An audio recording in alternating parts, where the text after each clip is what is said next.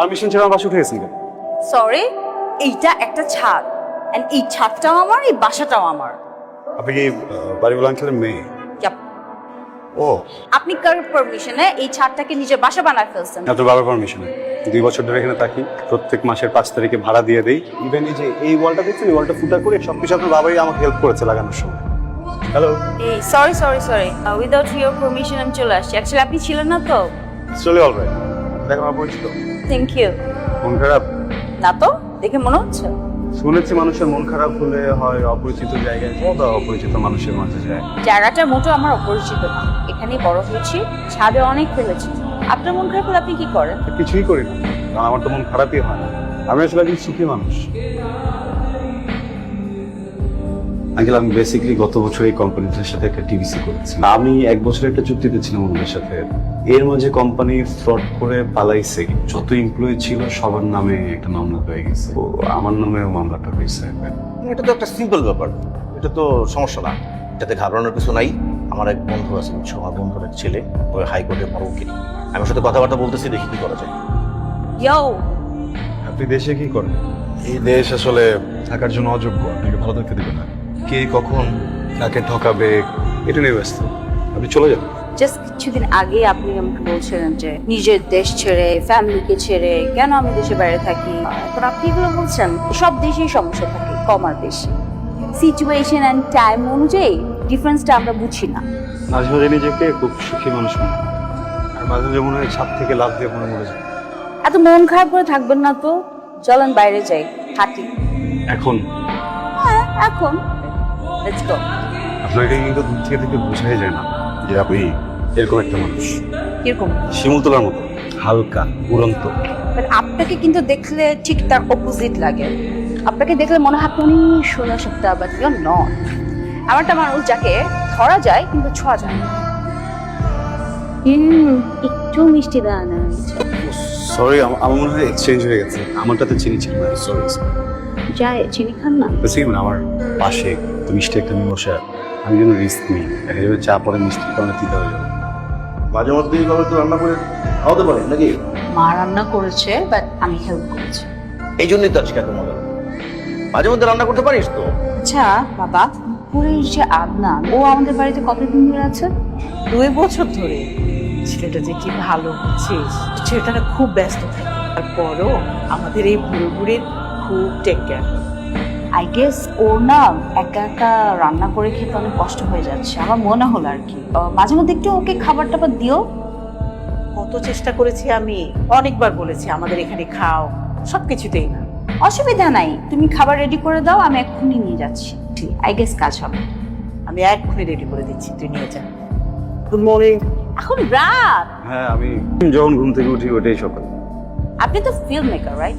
You have to be very much discipline. Timely খাওয়া, timely ঘুম। সারাদিন না খেয়ে ঘুমালেন, দ্যাটস ভেরি ব্যাড। এখন থেকে আমাদের বাসা থেকে আপনার জন্য 3 বেলা খাবার পাঠিয়ে দেওয়া হবে। দেখেন, আন্টি আমাকে আগেও বলেছে এটা তো অভ্যস্ত না একদমই, আমি তো কমফোর্টেবল না। হোমমেড ফুড আমাদের জন্য না। কিছুদিন আমার কথা শুনেন, হোমমেড ফুড খান, আপনি দেখতে পারবেন ডিফারেন্সটা। You'll tell me the difference, okay? জি, থ্যাংক ইউ।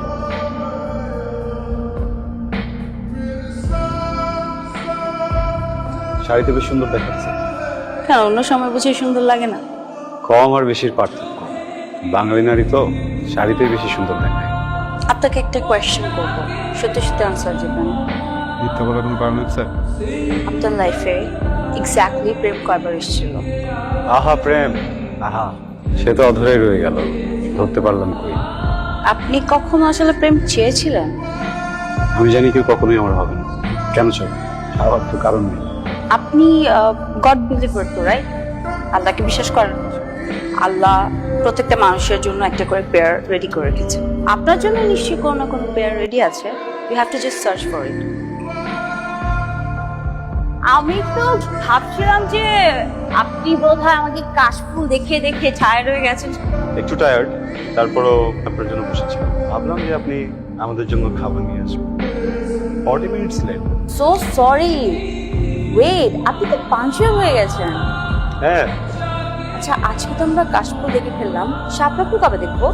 1 বছর অপেক্ষা করতে। 1 বছর পর দেখি। কেন? শাপলা ফুল ফোটে বর্ষায়, বর্ষা শেষ, এখন শরৎ, শরতে কাশফুল। একটা বছর অপেক্ষা করতে হবে। ভুলে গেছিলাম, 1 বছর পর হতে তো ঝামেলা, আমি তো থাকবো না। আমার কেন যেন মনে হচ্ছে আপনি যাবেন না, আপনি থাকবেন। না, আমি চলে যাব। বললাম তো থাকবেন। আপনি কি আমার সাথে চ্যালেঞ্জ করতে চান? জীবন গাড়ি ধীরে চলো, সুন্দর চেষ্টায় সুন্দরী ফল। না থাকুক আমাদের মাঝে যেতে হারা, তোমাকেই যখন শেষ ভেবেছি, তাহলে কি সেটা তো তারা হলো? জেতা হারাটা বুঝেছি, বাকিটা না একটু কম বুঝেছি। মেয়েটা কি আমার প্রেম পড়ে গেল? আমার মনে হয় পড়ে গেল, আমিও একটু একটু পড়ছি।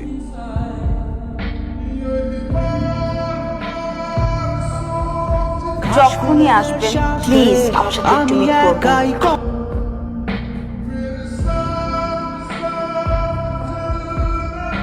দেখ মা, কোনো বাবা মা কি তার সন্তানকে দূরে রাখতে চায় বল? তারপরও বাবা, আমি লাবণীর মতো তোকে হারাতে চাই না। এই ব্যাপারে তুই আর কিছু বলিস না তো আমাকে। আপনি খাবার দিতে নিষেধ করে দিয়েছেন জি, কেন? আসলে কোনো কিছু অভ্যাসে পরিণত করতে হয় না। এতদিন ধরে আপনি খাবার দিয়ে যাচ্ছেন, ব্যাপারটাতে অভ্যস্ত হয়ে পড়েছি। আপনি চলে যাওয়ার পরে খাবারটা যদি অন্য কেউ দেয় হয়তো ভালো নাও লাগতে পারে, তাই ভাবলাম এখন থেকে প্র্যাকটিস করি। বলেন তো দুঃখের আকার কেমন? জানি না। তরল। পরশুদিন আমার এঙ্গেজমেন্ট, সেদিনই আমার ফ্লাইট, প্রিপারেশন সব কিছু ডান। জাস্ট এই কয়েকদিনের জন্য আসছিলাম।